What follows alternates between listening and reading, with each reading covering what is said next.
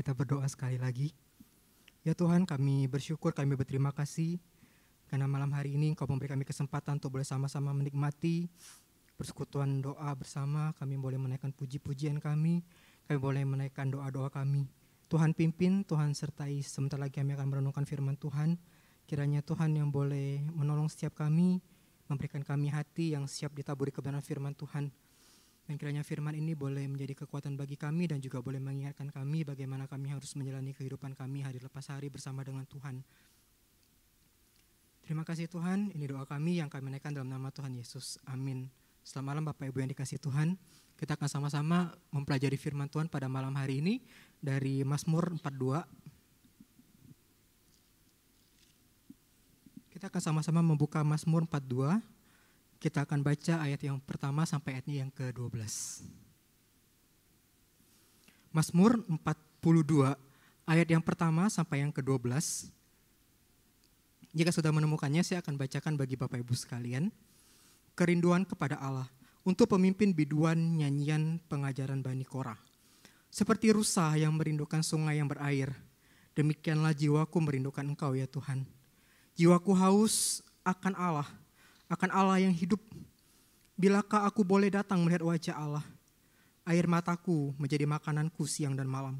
Karena sepanjang hari orang berkata kepadaku, di mana Allahmu? Inilah yang hendak ku ingat, sementara jiwaku gundah gulana.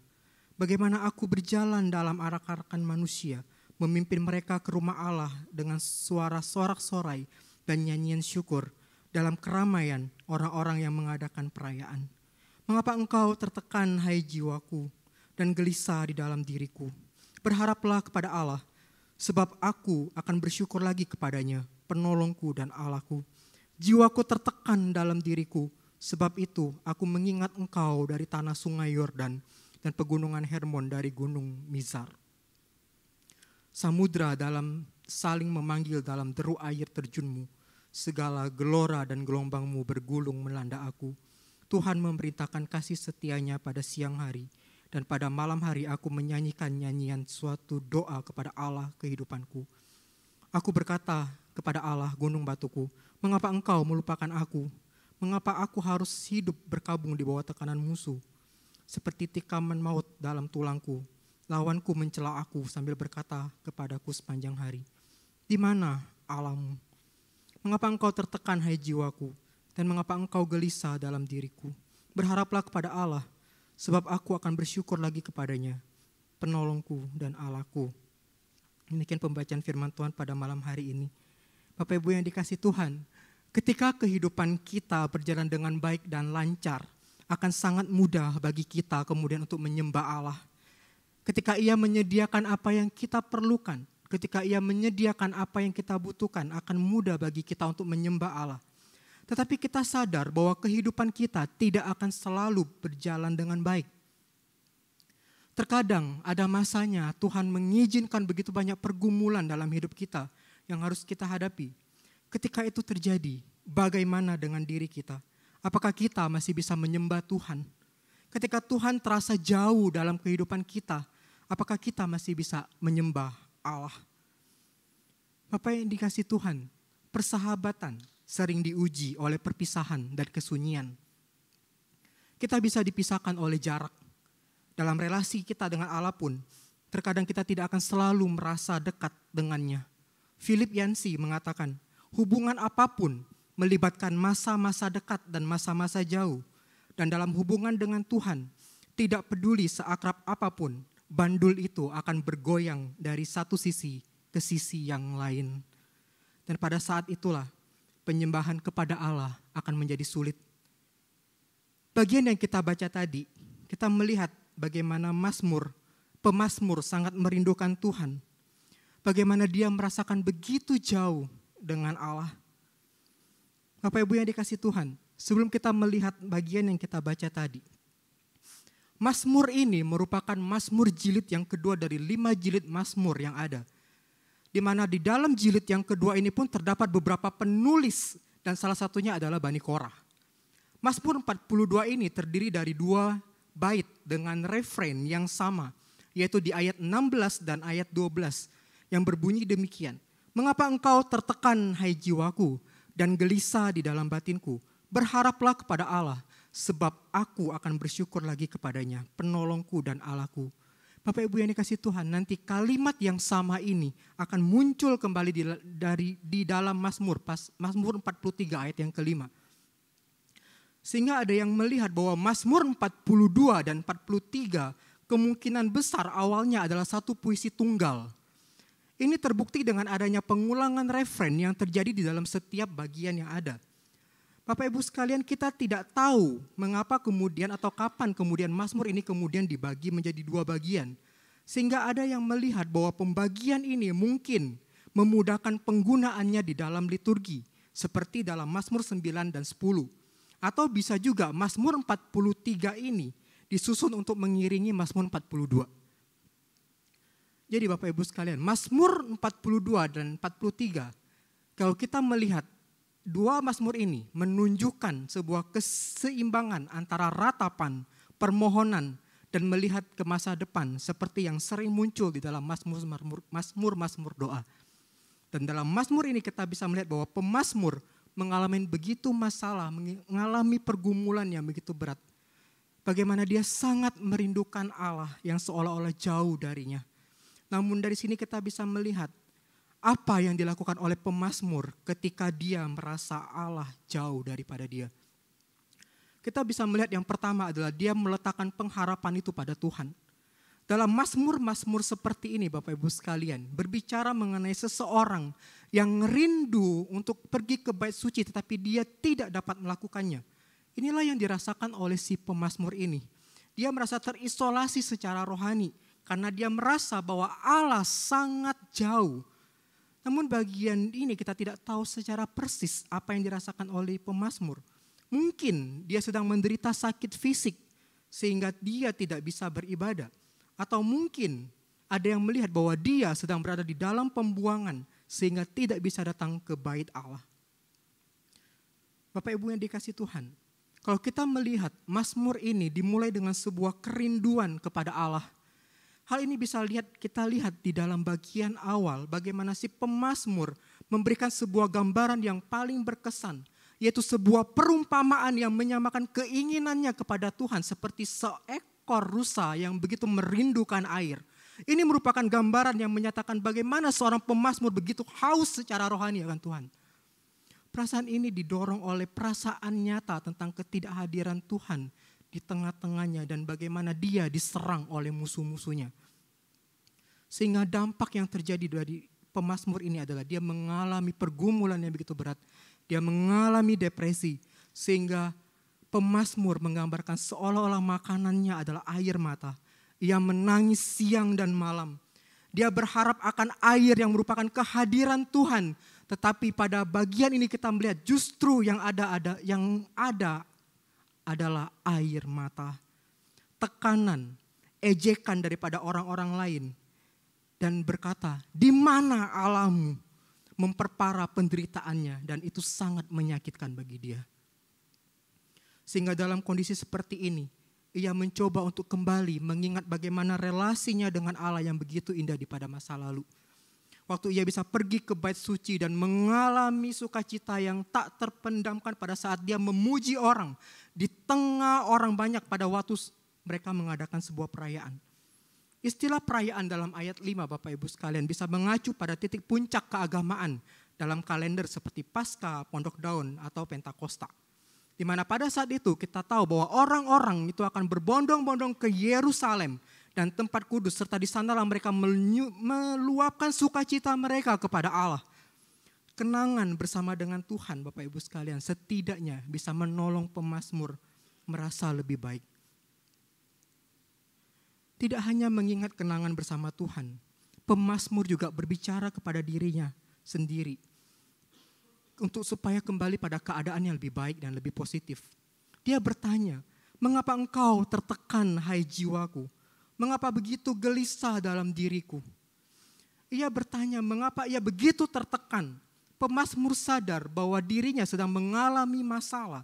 Ada something wrong dengan dirinya. Sehingga di sini kita bisa melihat bagaimana pemazmur sangat-sangat merindukan Tuhan dan bersekutu dengan Tuhan. Sekali lagi, metafora pada bagian awal tadi yang menggambarkan kerinduannya bagaimana dia pengen sekali bersekutu dengan Allah. Namun di dalam ayat yang ke-8 kita melihat bahwa gambaran air itu muncul, tapi dalam konteks dan arti yang berbeda dengan metafora yang ada di dalam ayat yang kedua. Di sana digambarkan air terjun yang menderu begitu kuat dan sangat berbahaya. Air di sini menggambarkan kekacauan hidup yang mengancam dan akan menenggelamkannya.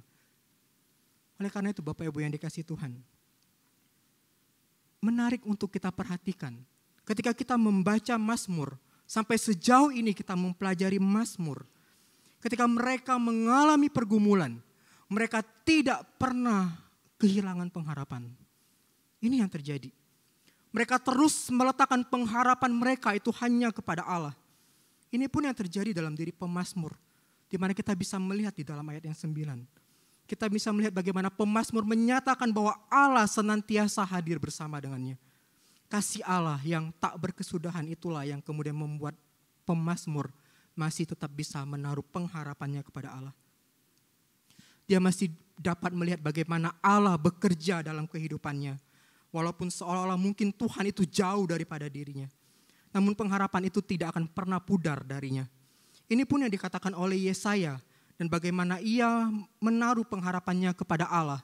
Ketika Tuhan menyembunyikan dirinya dari umatnya, dia masih percaya kepada Allah dan menaruh pengharapan hanya di dalam Dia. Bapak Ibu yang dikasihi Tuhan, karena pengharapan itu masih ada, maka bagian yang kedua yang kita bisa lihat dalam bagian ini adalah bahwa pengharapan kepada Allah akan menghasilkan rasa syukur dan pujian kepada Allah. Inilah yang terjadi dalam diri pemazmur. Sebagai respon akan kesetiaan Allah, dia pun mau bersyukur dan bernyanyi bagi Tuhan. Walaupun di bagian akhir kita bisa melihat kembali bagaimana dia kembali mempertanyakan Tuhan secara langsung. Mengapa engkau meninggalkan aku?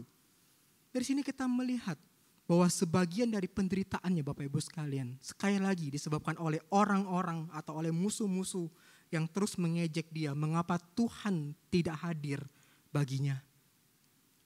Namun di bagian akhir ayat 12 ini merupakan refrain yang kedua yang menunjukkan ungkapan pemazmur dengan mengutarakan rasa sakit dan sekaligus mengungkapkan kerinduannya supaya kesedihannya ini bisa diubah menjadi sebuah pengharapan. Dalam pergumulannya, pemazmur masih bisa berharap kepada Tuhan. Dan pengharapannya kepada Tuhan nantinya kita akan lihat menghasilkan rasa syukur karena Allah adalah penolongnya yang setia. Bapak Ibu yang dikasihi Tuhan, apa yang dirasakan oleh pemazmur dalam bagian ini merupakan satu pergumulan yang sangat berat dalam kehidupan dia. Di tengah pergumulan atau depresi yang mungkin sedang dia hadapi saat itu, dia tidak hanya merasa sedih, tetapi yang paling parah adalah dia merasa bahwa Allah meninggalkan dia. Ketika seseorang mengalami pergumulan yang berat dan hidup yang tidak sesuai dengan pengharapannya, maka perasaan seperti ini pun bisa muncul, bahwa seolah-olah kok Allah pergi meninggalkan aku. Namun pertanyaannya, apakah Allah betul-betul meninggalkan mereka? Apakah Allah betul-betul meninggalkan kita ketika kita mengalami pergumulan yang begitu berat dalam kehidupan kita?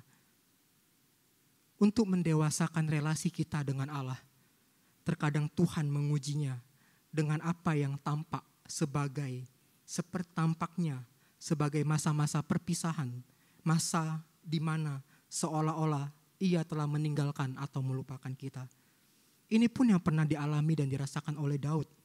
Daud pun pernah mengeluhkan ketidakhadiran Tuhan. Kita percaya Bapak Ibu sekalian bahwa Tuhan tidak pernah meninggalkan Daud. Dan Ia juga tidak akan pernah meninggalkan kita dan melupakan kita. Namun ini adalah cara Tuhan untuk mendewasakan kita. Setiap orang akan mengalami hal ini dan terkadang bagi mereka yang mengalaminya memang sangat menyakitkan dan tidak nyaman. Tetapi ini sangat penting bagi pertumbuhan iman kita. Kesadaran inilah yang juga kemudian memberikan Ayub pengharapan ketika ia tidak dapat merasakan Tuhan dalam hidupnya. Ia berkata, sesungguhnya Kalau aku berjalan ke timur, ia tidak ada di sana. Atau ke barat, tidak aku dapati dia. Di utara aku cari dia, ia tidak tampak. Aku berpaling ke selatan, aku tidak melihat dia. Karena ia tahu jalan hidupku. Seandainya ia menguji aku akan timbul seperti emas. Bapak Ibu yang dikasih Tuhan, ketika mungkin kita merasa Allah jauh dari kita, maka cobalah kembali ingat akan kebaikan Allah dalam kehidupan kita. Lihatlah pekerjaan tangannya, perbuatan tangan Allah dalam kehidupan kita. Karena Allah yang memimpin kita di masa lalu adalah Allah yang sama yang akan terus berjalan kita di masa sekarang dan bahkan sampai selamanya. Oleh karena itu Bapak Ibu sekalian, letakkan pengharapan kita hanya pada Tuhan. Orang-orang yang memiliki pengharapan di dalam Tuhan pasti akan menghasilkan rasa syukur dan kemudian akan memuji Tuhan dalam hidupnya. Tetapi orang yang hanya melihat masalah dalam hidupnya justru akan membawa mereka kepada depresi, tekanan hidup, dan mereka tidak akan pernah melihat kebaikan Allah dalam kehidupan mereka. Dan mereka tidak akan pernah bersyukur. Tetapi sekali lagi, orang yang berharap kepada Allah, cepat atau lambat, akan tetap bisa bersyukur kepada Tuhan. Walaupun saat ini dia sedang mengalami pergumulan dan seolah-olah Tuhan jauh darinya. Dan ketika kita berharap kepada Allah, kita pun juga perlu menunggu dengan sabar bagaimana waktunya Allah bekerja bagi kita. Bagi mereka yang pernah mengalami Tuhan dan meletakkan pengharapannya kepada Tuhan, pasti akan bersyukur kepada Tuhan dan akan terus bisa memuji Tuhan. Karena di sana ada pengharapan. Mari jemaat yang dikasihi Tuhan, kita mau belajar untuk melihat bahwa Allah turut bekerja dalam kehidupan kita. Dan semua itu untuk mendatangkan kebaikan bagi engkau dan saya. Hari ini kita diingatkan kembali bagaimana kita harus belajar seperti pemazmur, meletakkan pengharapan kita kepada Tuhan. Di tengah konteks kehidupan kita yang tidak menentu, bahkan di dalam sukacita maupun di dalam duka cita, dalam pergumulan yang berat, ingat kasih-Nya, ingat kebaikannya, ingat penyertaan-Nya. Dia adalah Allah yang tidak pernah meninggalkan engkau dan saya. Dia adalah Allah yang peduli dengan engkau dan saya. Di dalam Allah kita punya pengharapan. Ketika kita melihat itu, ketika kita melihat Allah dalam hidup kita, kita punya pengharapan dalam Dia. Dan sebagai respon syukur kita terhadap Allah, maka disitulah kita akan kembali memuji Tuhan. Apapun yang terjadi dalam kehidupan kita. Karena kita memuji Allah yang besar, Allah yang selalu ada bagi engkau dan saya. Allah yang tidak pernah meninggalkan engkau dan saya. Kiranya kita boleh terus meminta Tuhan untuk menolong kita. Dan percayalah kepada Tuhan bahwa Tuhan akan selalu menepati janji-janjinya kepada kita. Dan pengharapan kita kepada Tuhan tidak akan pernah sia-sia. Dan dari sana sekali lagi kita akan bersyukur kepada Tuhan apapun kondisi hidup kita. Kiranya Tuhan boleh memampukan kita. Tuhan yang terus menolong kita. Tuhan yang terus mengingatkan kita dan memberkati firman-Nya. Mari kita berdoa. Ya Tuhan, kami datang di hadapan-Mu ya Tuhan pada malam hari ini.